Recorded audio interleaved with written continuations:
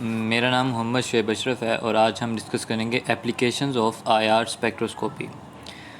दरअसल अगर हम आईआर स्पेक्ट्रोस्कोपी जो टेक्निक है अगर उसको देखें तो इसका बहुत ज़्यादा वाइडली यूज़ होता है इंडस्ट्री में। हम इसको यूज़ करते हैं क्वालिटी कंट्रोल में, हम इसको यूज़ करते हैं फोरेंसिक एनालिसिस में, हम इसको यूज़ करते हैं क्रिमिनल एनालिसिस में। पर आज हम कुछ मेजर एप्लीकेशंस पढ़ेंगे आईआर स्पेक्ट्रोस्कोपी की। तो सबसे पहले हम डिस्कस करते हैं identification of functional group and structure एल्यूसिडेशन। दरअसल ये जो आईआर स्पेक्ट्रोस्कोपी है ये बनाई ही किसी केमिकल कंपाउंड के फंक्शनल ग्रुप को डिटरमाइन करने के लिए थी। तो जब हम आईआर स्पेक्ट्रोस्कोपी के जो हमारे पास जो भी प्रोसेस है उसके बाद जो हमारे पास आईआर स्पेक्ट्रा आता है, हमारे पास जो स्पेक्ट्रम आता है, हम उसको दो हिस्सों में डिवाइड करते हैं। हम उसके पहले हिस्से को जिसकी रेंज कम हो, जिसकी रेंज है तकरीबन 400 से 1500 पर रेसिप्रोकल सेंटीमीटर, इस रेंज इस जो पोर्शन है इसको हम कहते हैं फिंगरप्रिंट रीजन। ये जो रीजन है ये दरअसल हमें बताता है कि किसी भी केमिकल कंपाउंड में number of double bonds, number of single bonds की तादाद कितनी है। और इसके बाद जो हमारे पास दूसरा रीजन है वो होता है ग्रुप फ्रिक्वेंसी का। ये इसकी जो रेंज है ये स्टार्ट होती है 1500 से लेकर 4000 रेसिप्रोकल सेंटीमीटर तक। ये वाला जो रीजन है ये हमें दरअसल बताता है किसी भी केमिकल कंपाउंड में फंक्शनल ग्रुप की जो प्रेजेंस है उसके बारे में हमें बताता है। अगर हम इस एग्जांपल को देखें, इसमें दो हमारे पास कंपाउंड्स हैं, दो हमारे पास आइसोमर्स हैं। सिर्फ इसकी इनमें जो फ़र्क है ए में क्या है कि जो हमारे पास CH3 और CH3 जो हमारे पास सब्सटीट्यूएंट्स हैं वो सेम साइड पर लगे हुए हैं। मतलब कि जो हमारे पास ए डायग्राम है इसमें सिस इथीन है, सिस ब्यूटीन है, सिस 2 ब्यूटीन है, और जो हमारे पास बी है उसमें ट्रांस 2 ब्यूटीन है। तो दरअसल हम इसमें जो फंक्शनल ग्रुप है हम इसको दरअसल हम कहते हैं ये दो डिफरेंट कंपाउंड्स हैं, दो डिफरेंट मालिक्यूल्स हैं। तो हमें कैसे पता चलेगा कि ये हमें एक हमारे पास सैंपल पड़ा है उसमें कैसे पता चलेगा कि एक सिस है और एक ट्रांस है। हम इसकी सिर्फ स्ट्रक्चर को देख के कैसे डिटरमाइन करते हैं।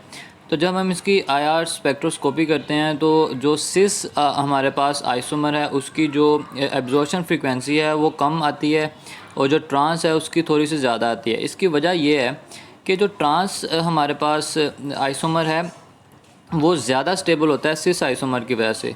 और हमारे पास एक रूल होता है कि जो ज़्यादा स्टेबल होगा उसकी जो एब्जॉर्प्शन फ्रीक्वेंसी है, जो आईआर स्पेक्ट्रा है उसमें पीक ज़्यादा एब्जॉर्प्शन स्पेक्ट्रम की आएगी, एब्जॉर्प्शन फ्रीक्वेंसी उसकी ज़्यादा आएगी।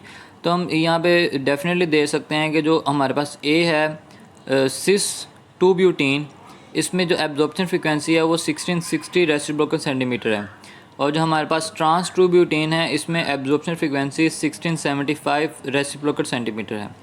तो इससे हम किसी भी केमिकल कंपाउंड की फंक्शनल ग्रुप को डिटरमाइन कर सकते हैं। इसमें अगर एग्जांपल नंबर 2 देखें तो हमारे पास यहाँ पे 3 कंपाउंड्स हैं। First one is simple ethene, second is जिसमें एक हाइड्रोजन की जगह पे इथीन में ये एक हाइड्रोजन की जगह पे मिथॉक्सी ग्रुप जो है सब्स्टिट्यूएंट लगा है, और जो तीसरा है इसमें जो चारों हाइड्रोजन हैं उसमें उसकी जगह पर क्लोरीन लगा है।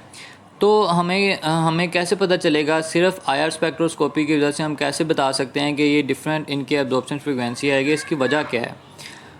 तो जब हम सिंपल देखते हैं तो जो फर्स्ट मालिक्यूल है वो तो हमें स्ट्रक्चर से पता चल जाता है कि ये एक लीनियर मालिक्यूल है, लीनियर कंपाउंड है, ठीक है। और जो बी है इसमें जो मिथॉक्सी ग्रुप लगा है इसकी वजह से बहुत ज़्यादा अनसिमेट्री आती है एक मालिक्यूल में।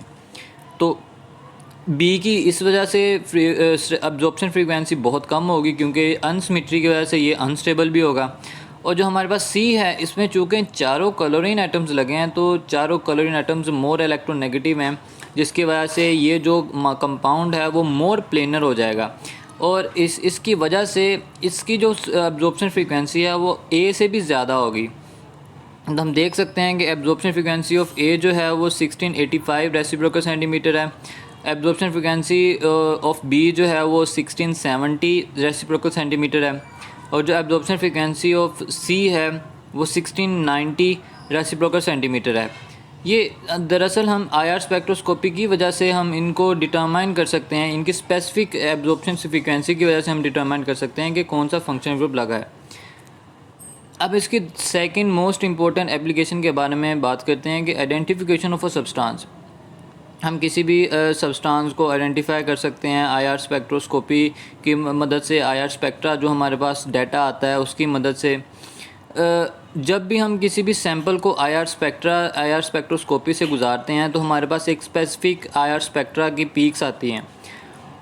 अब जब हम इसको, जो हमारे पास गिवन डाटा होता है उसके जो आईआर स्पेक्ट्रा हमारे पास पहले से मौजूद होते हैं उनके साथ जब हम इनको कंपेयर करते हैं तो हमें पता चल जाता है कि ये जो हमारे पास जो गिवन सैंपल है, ये इसका जो फंक्शनल ग्रुप है ये क्या है और ये कौन सा कंपाउंड है।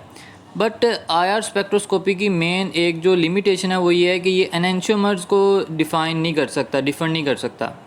इसकी वजह यह है कि हमें पता है कि एनेंटियोमर्स जो है वो सिर्फ स्पेस में ओरिएंटेशन की वजह से डिफर हो सकते हैं। तो बज़ाहिर तो एनेंटियोमर्स जो हैं वो आईआर स्पेक्ट्रा में को हम डिफर नहीं कर सकते। इसके बाद जो थर्ड मेन इसकी एप्लीकेशन है वो है studying the progress of reaction. हम किसी भी केमिकल रिएक्शन की प्रोग्रेस कितनी होगी है, वो कितना हमारे पास कितने परसेंट वो कंप्लीट हो गया, उसकी हम प्रोग्रेस को आईआर स्पेक्ट्रोस्कोपी की मदद से देख सकते हैं। हम किसी भी वक्त जो हमारे पास हम जो प्रोसेस है उसमें से किसी भी वक्त हम रिएक्टेंट्स या प्रोडक्ट्स दोनों में से किसी को भी निकाल कर आईआर स्पेक्ट्रम में रख के तो हम उसको क्वांटिटेटिव एनालिसिस देख के हम बता सकते हैं कि रिएक्शन कितना प्रोग्रेस कर गया है।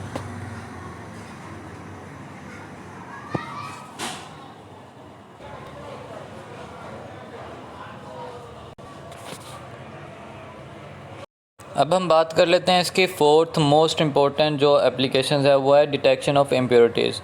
जब हम किसी भी गिवन सैंपल को देखते हैं तो जब हम उसको आईआर स्पेक्ट्रोस्कोपी में से गुजारते हैं, उसको प्रोसेस करते हैं, तो हमारे पास जो आईआर स्पेक्ट्रा आता है उसकी स्पेसिफिक पीक्स होती हैं। जो एब्जॉर्प्शन फ्रीक्वेंसी है उसकी कोई स्पेसिफिक पीक्स होती हैं। अगर उनके साथ साथ कोई ना कोई अगर एडिशनल पीक्स आए हमारे पास, उनके मेन पीक के अलावा कोई और पीक्स आएँ, तो वो लाजमी वो गिवन सैंपल में जो इम्प्योरिटीज़ हैं उनकी पीक्स होती हैं। तो इसकी मदद से हम जो है वो इम्प्योरिटीज़ को डिटेक्ट कर सकते हैं। इसके बाद हमारे पास है क्वांटिटेटिव एनालिसिस। आईआर स्पेक्ट्रोस्कोपी के ज़रिए हम क्वांटिटेटिव एनालिसिस ऑफ सैंपल भी कर सकते हैं कि गिवन कंपाउंड में कितना जो है हमारे पास एक मालिक्यूल की कितनी मिकदार एक सैंपल में मौजूद है। जो सिक्स इसकी मोस्ट इम्पोर्टेंट एप्लीकेशन है आईआर स्पेक्ट्रोस्कोपी की, वो ये है कि हम आइसोमरिज्म इन ऑर्गेनिक केमिस्ट्री को स्टडी कर सकते हैं। जैसे पहले भी हम बात कर चुके हैं, एग्जांपल नंबर जो यहाँ पर इसमें कि हम एक सिस और एक ट्रांस जो है वो कंपाउंड को अलहदा डिफ़ाइन कर सकते हैं, डिफ़र कर सकते हैं विद आईआर स्पेक्ट्रोस्कोपी। तो यही यहाँ पर है कि हम आईआर स्पेक्ट्रोस्कोपी के ज़रिए किसी भी सिस और ट्रांस फॉर्म को में डिफ़र कर सकते हैं। इसके बाद जो हमारे पास सेवंथ इसकी मोस्ट इम्पोर्टेंट एप्लीकेशन है वो ये है कि identification of material made in industrial research laboratories.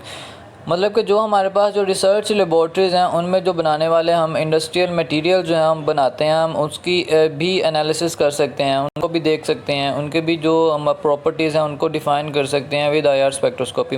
मिसाल के तौर पर हम जो बी वैक्स है हमारे पास, जो मक्खियों के छत्ता में जो वैक्स हम बनाते हैं उसमें जो लैब में बनाते हैं उसमें पेट्रोलियम वैक्स भी इंक्लूड किया जाता है, तो हम उसकी जो मिकदार है उसको देख सकते हैं। इसके अलावा जो 8 मोस्ट हैं, last but not the least जो है इसकी एप्लीकेशन ऑफ आईआर स्पेक्ट्रोस्कोपी है वो ये है कि हम analysis of petroleum hydrocarbons, oils और ग्रीस कंटेंट है उनको जो हम उनका एनालिसिस कर सकते हैं। मिसाल के तौर पर हम हाई ऑक्टेन पेट्रोल जो है उसमें उसकी जो है मिकदार को देख सकते हैं, उसकी क्वांटिटी क्वालिटी को देख सकते हैं जो कि यूज़ होता है